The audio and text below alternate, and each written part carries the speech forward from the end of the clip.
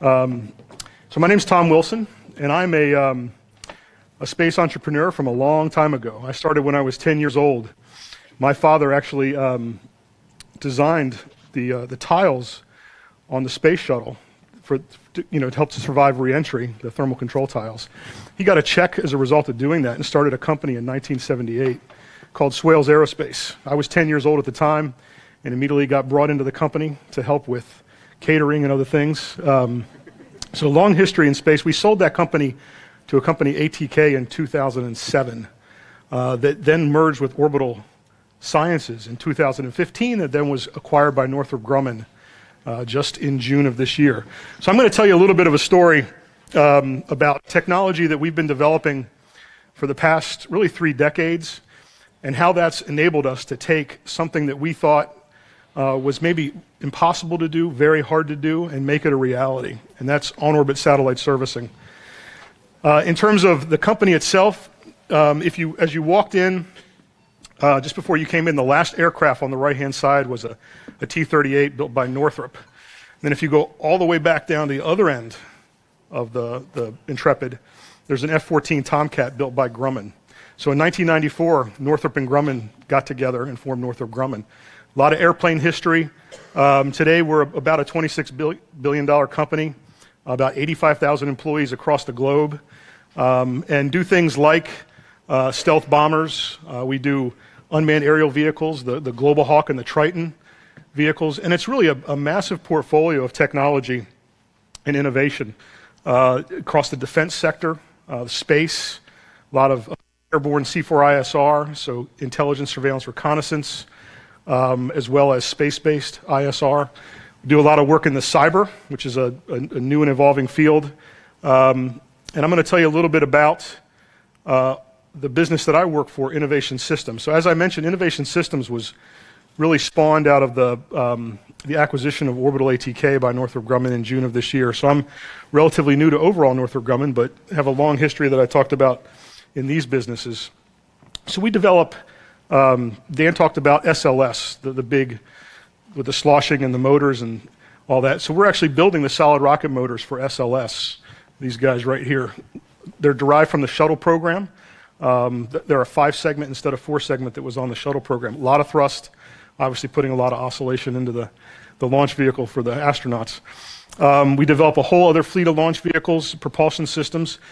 Boeing 787s, if you fly in a Boeing 787, the internal structures, the part that you can't see, not the skin on the outside, but the rings and the spars that run down that aircraft, we manufacture all the internal guts of an Airbus A350 or a Boeing 787.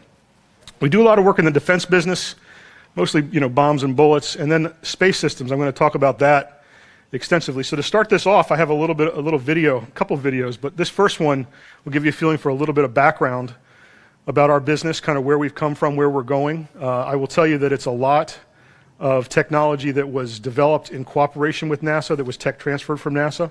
So a real theme here across this whole event tonight is NASA tech transfer.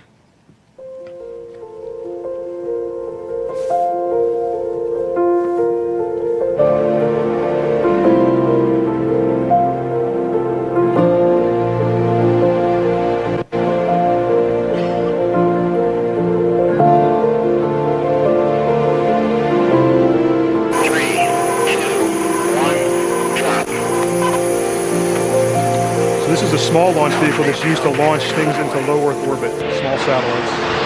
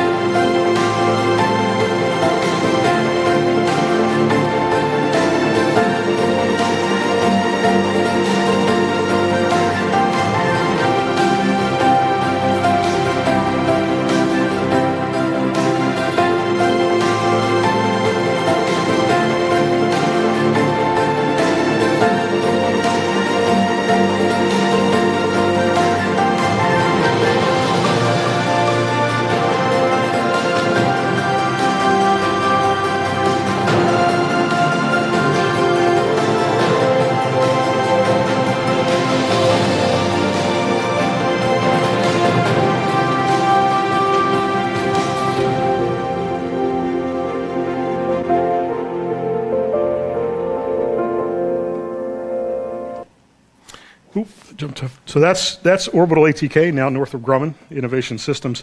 So then I want to tell you a little bit of a heritage story to lead you up to the on-orbit satellite servicing and how we got there. So it started with us developing geosynchronous communication satellites. So there's a class of orbits about 26,000 miles from Earth that satellites basically rotate at the same rate in that orbit as the Earth rotates. So it allows us to sort of stay above a point on the Earth and look down on it.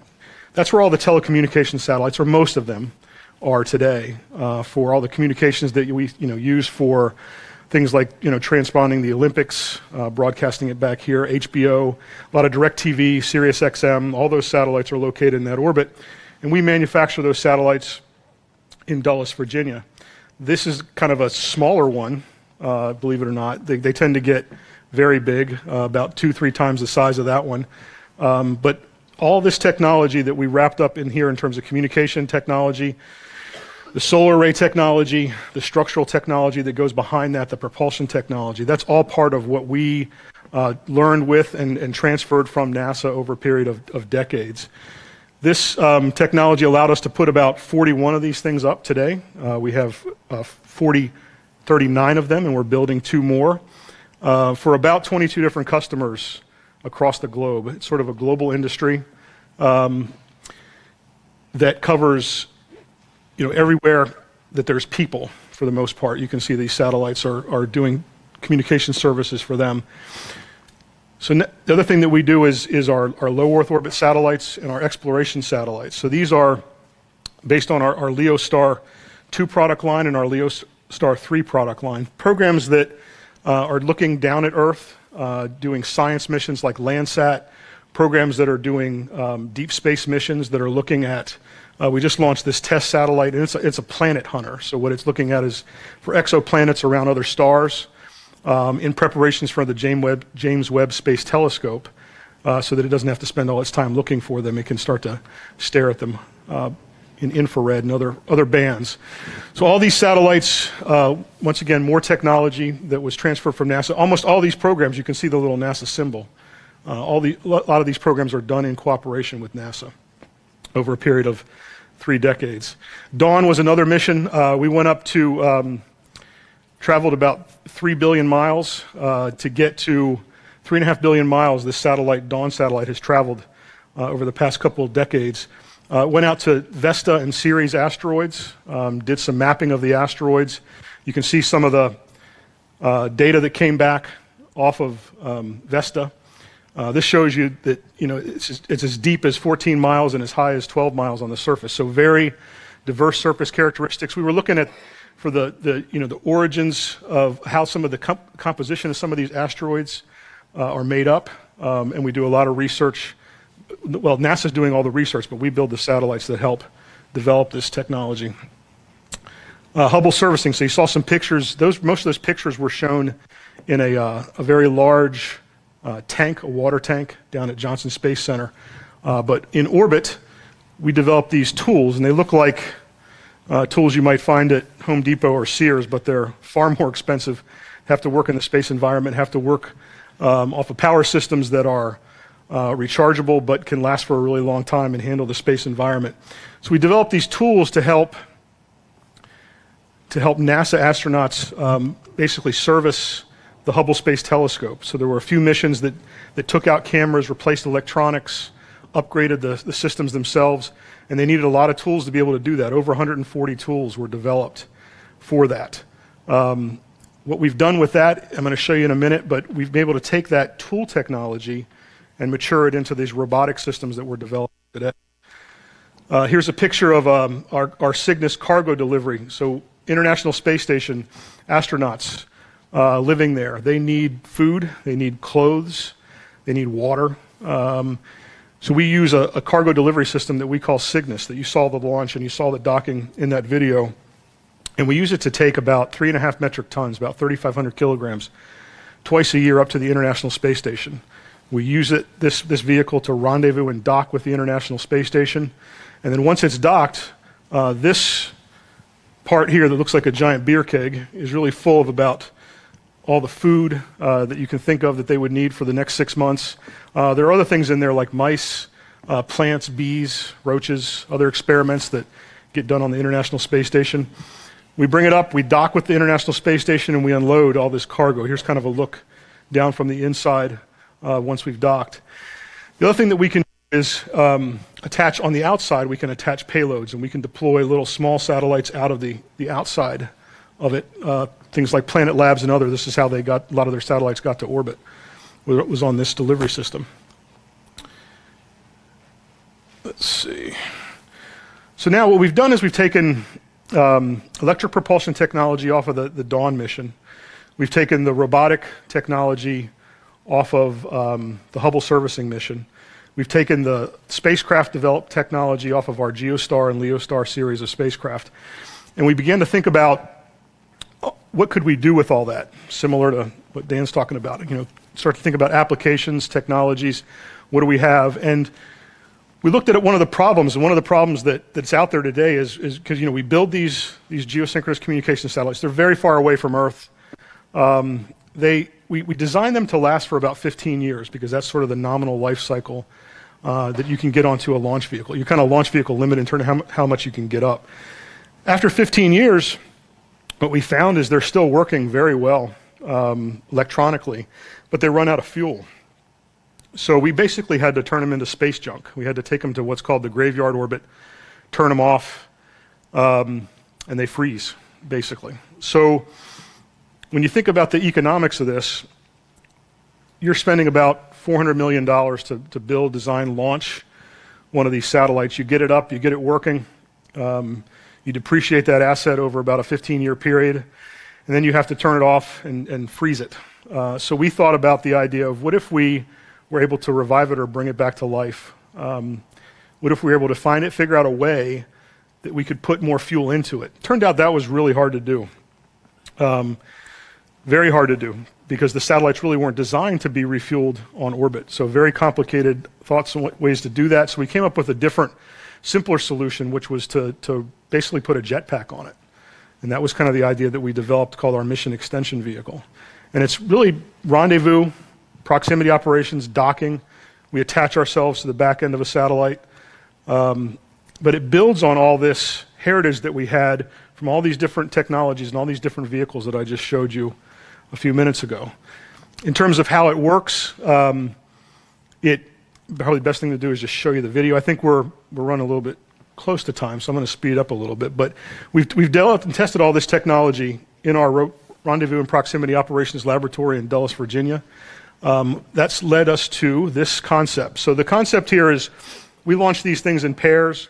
The satellite itself will deploy its solar arrays. It also has a communications antenna, and a pair of thrusters will deploy. We're using that same electric propulsion technology that we developed with NASA on the Dawn mission that was doing the rendezvous at the asteroids.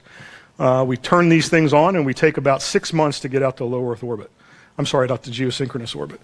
So while we're transitioning, we're testing out all of our systems. Then what we do is we rendezvous. We get about 80 meters away from the back of the satellite. And this looks pretty simple. There's no tractor beam pulling this thing in, but this is actually a series of very complicated maneuvers because the two satellites are moving relative to each other at pretty high rates. We get about 20 meters away. We will use a series of cameras, LiDAR systems, electro-optical systems, laser ranging systems to check everything out, and then we're going to go in and rendezvous and dock with it. What you see are these little stanchions, and we're going to use those to basically attach ourselves, take the structural load through this ring, and 80% of the satellites on orbit have this dormant apogee kick motor, or this nozzle that's here. What we did was we decided to use that nozzle as a way for us to attach ourselves to that satellite. So we send a probe in through that nozzle. On the other side is a throat. We deploy two little fingers on this side of that throat, and we use it to pull the two together. Seems really simple. Trust me, it's hard, especially from 26,000 miles away. And that's it. So we dock and we stay attached, and now we have the ability to take over the propulsion attitude control and fly that other satellite around. And we can do that for up to 15 more years. And then when we're done, we can undock from that satellite, and we can go dock to another one. And we can continue to do that over and over again with our system. So what's next is when we looked at the economics of that, it was interesting, it was compelling. We invested a lot of money, and we're building 2 of those satellites. We will launch the first one of those in May of next year, and the second one of those in the first quarter of 2020. Then we began to think about what's next. What are ways to improve the economics to make it more affordable for more, a broader marketplace. So we started thinking about a different low-cost way to implement the same kind of rendezvous and docking technology. So we came up with this system we call mission extension pods. And that's a whole different kind of system. Instead of being a big satellite that docks to another big satellite, it's a little tiny satellite, about the size of a dorm room refrigerator, that we use a robotic arm that we're actually developing right now, and we use that to rendezvous and dock that little tiny satellite to the mothership there. So this is the video of how this one works. So this is the same mission extension vehicle type system that I showed you before, but now we've put this ring around it. And on that ring are 12 of these little fuel pods. We take these fuel pods up, same process, launch and take them up.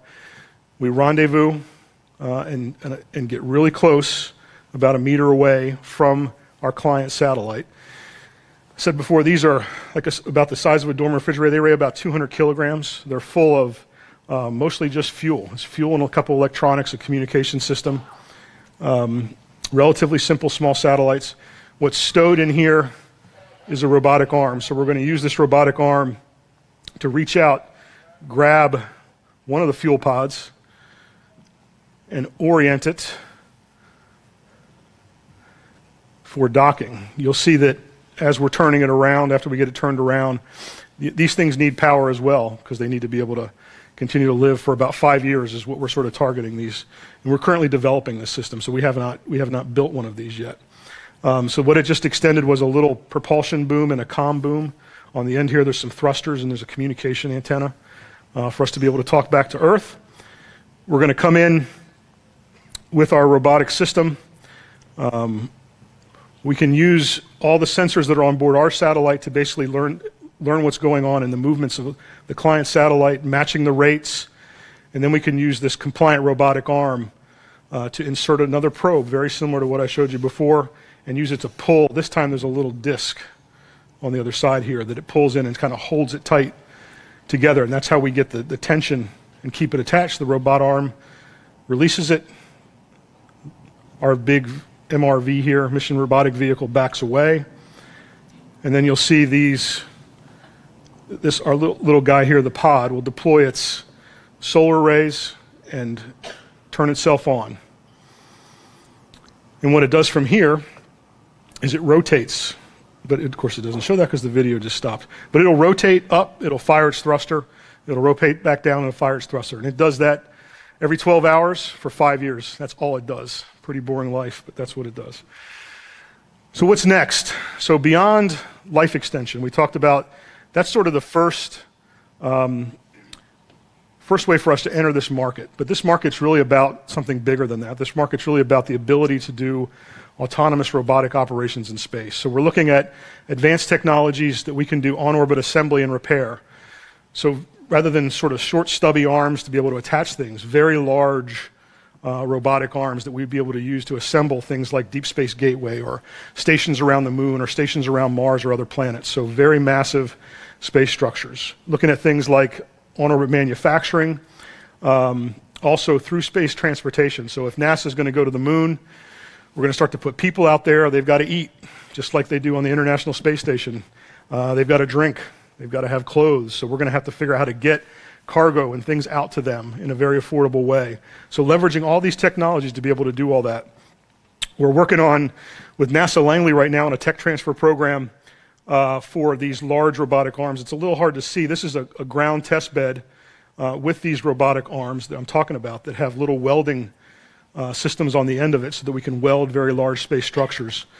We are planning a demo of this technology in the next 5 years, where we're going to take our Cygnus system that we use to dock with the International Space Station, and we're going to test our ability to use these to assemble and install a solar array on our Cygnus. But ultimately, you could see how you could take a couple of these up on a system and be able to assemble very large space structures. So that's where we're going.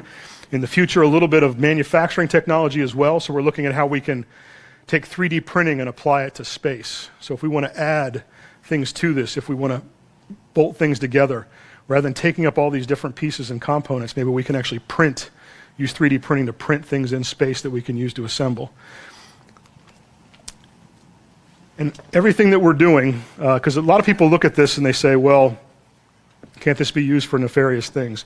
But everything that we're doing is really for exploration. It's for helping out, basically recycling in space, removing orbital debris, and we're very transparent. We have a lot of licensing from the US government, are working very closely with them. So what we've really focused on, kind of walking you through this, is taking the technology that we've developed and really taking something that people thought was, and told us was science fiction about 10 years ago, and turning that into a reality. That's it. Any questions?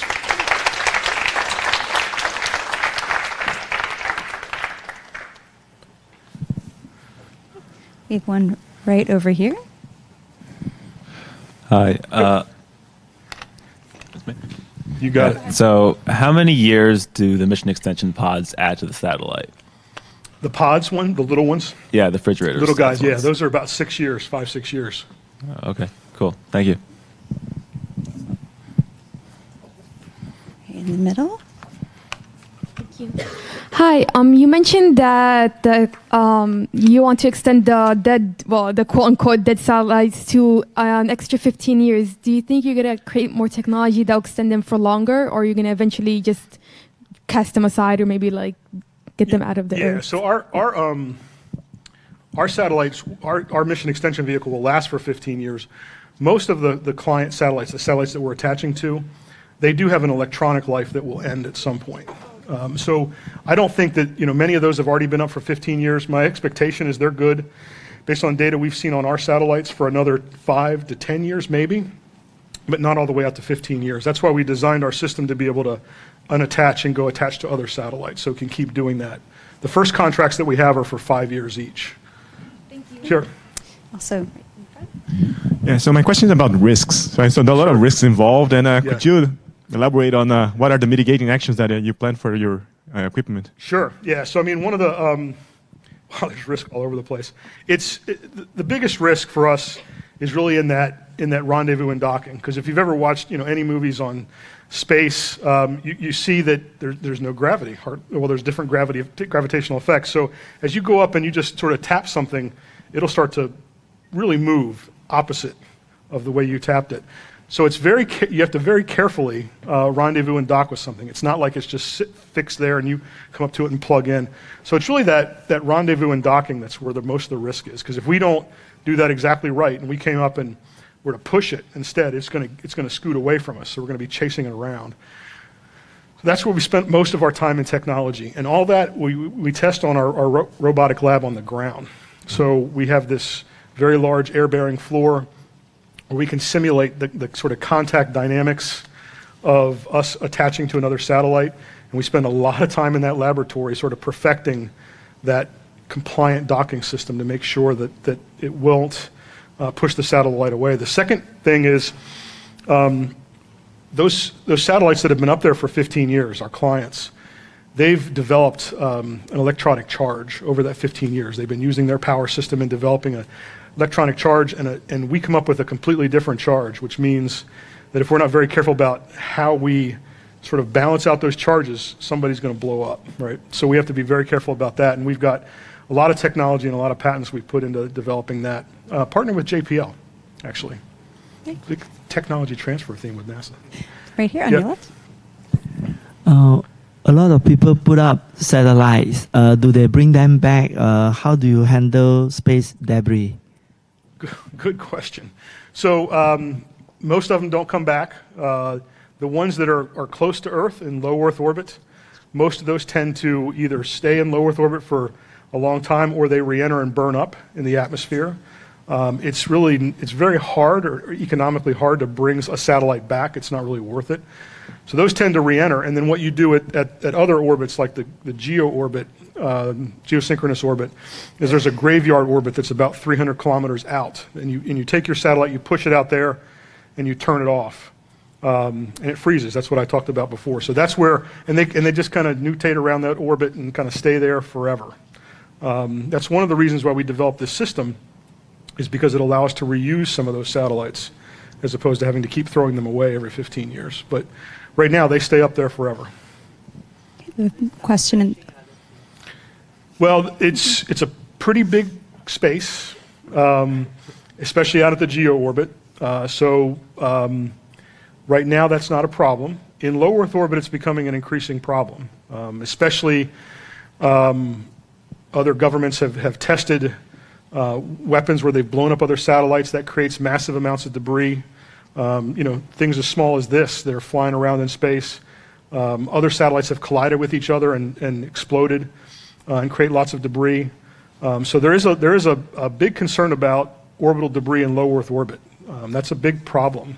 And it's going to continue to be a problem until we sort of figure out ways to resolve that. There are companies that are looking at technologies to be able to help to address that.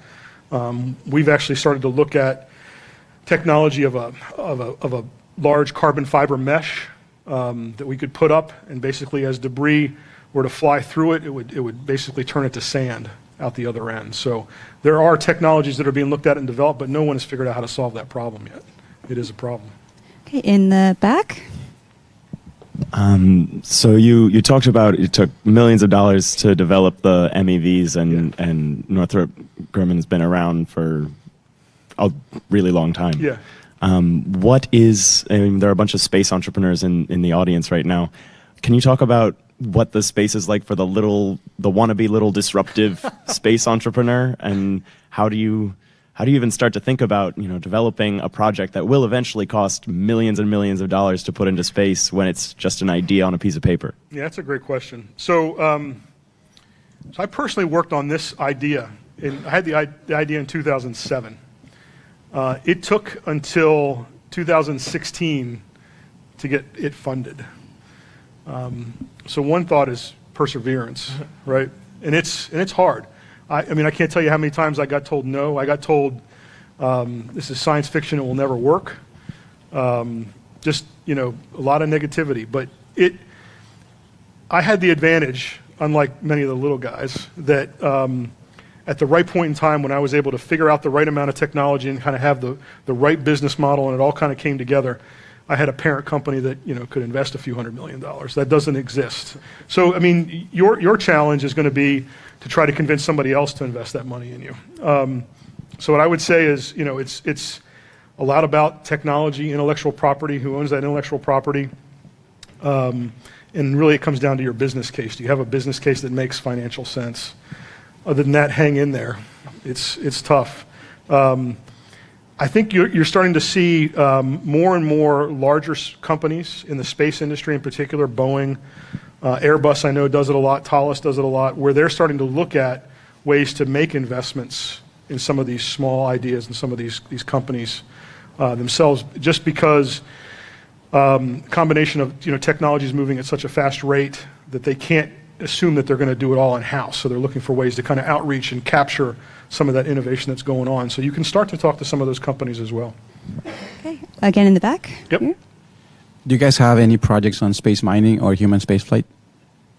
So for human space flight, we do not fly people, but we deliver, like I said, our focus is on delivering supplies to people that are operating in space. We also, like I said, do the solid rocket motors that help to launch the humans to space. Did it for the Space Shuttle program, doing it for SLS program, but we don't ourselves deal with humans in space. Although we are looking at that Cygnus, that big beer keg thing I showed you, turning that into a potential habitat. If we use it to take cargo out to lunar orbit and they unload all the cargo, you could actually use that as another habitat or another interim module to live or work in. So we're looking at that idea as well. Okay, over here on your left.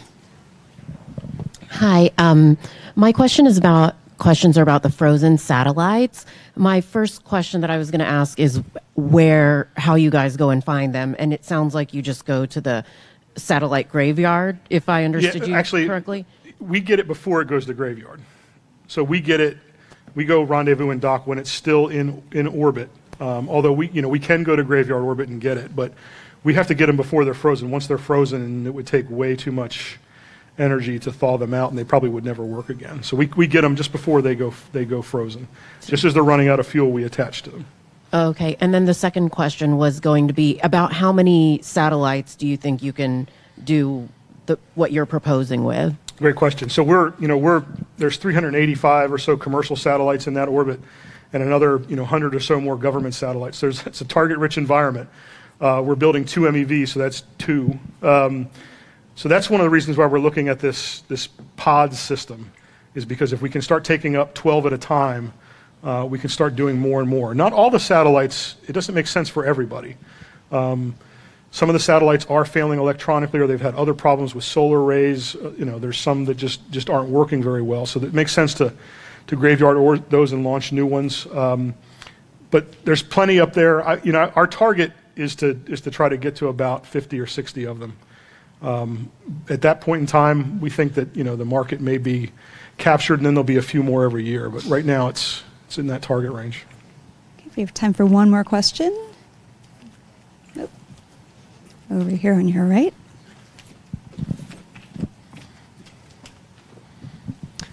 Hi. You mentioned a lot of the kind of time that you guys put into developing what you described as a fairly complicated system for attaching to satellites that weren't meant to be docked. Is anyone looking into standardizing or creating interfaces to actually, for future satellites, to not need this much investment? It's a great question. We are. So recognizing the effectiveness of this, what would be better is if you had a satellite that had a fuel port on it that was on the outside of the satellite, that you could pump more fuel into it, or that had a power port on the outside, like a USB port where you could plug into it, and that had a simple little grab bar on it rather than having to do that complicated docking thing. If you just come up and grab a grab bar. So we're actually developing our communication satellites that we sell. We sell those communication satellites, and we're starting to make them so that they are serviceable in the future. So 15 years from now, whoever comes after me will be able to design systems that are much more advanced and be things. I think it's right there. Things other than just do life extension to those. All right, please thank Tom Wilson for us.